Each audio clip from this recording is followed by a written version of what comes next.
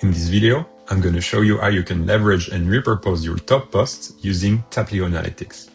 First, you need to access the Analytics tab, make sure that you're on the beta, and access the Post Performance tab. Once you're there, you have your top post performance in the top part of the screen in terms of impressions, reactions, or engagement rate. If you want to display more posts, you can expand the time range up to 90 days or even all the time or a custom time range. Once you're there, you have all your post performance from the past period. Let's assume I want to see the post with the most impressions, so it was this one. I can take a look at it. Okay, I remember it now.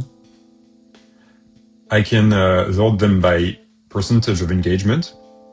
So this one, for example, it got less impressions, but a better engagement. So maybe I want to repurpose it, take the content of it and leverage on the fact that it got engagement to create a new post. So I can do that clicking on the Thunderbolt here. And I've got a variation of this post right in the composer that I can start from. So it's basically the same content, the same structure, but it's different now so that I can just leverage on what worked to see if it's working again. So that's really the point of it. So I can then check the post, tweak it, maybe fix some stuff.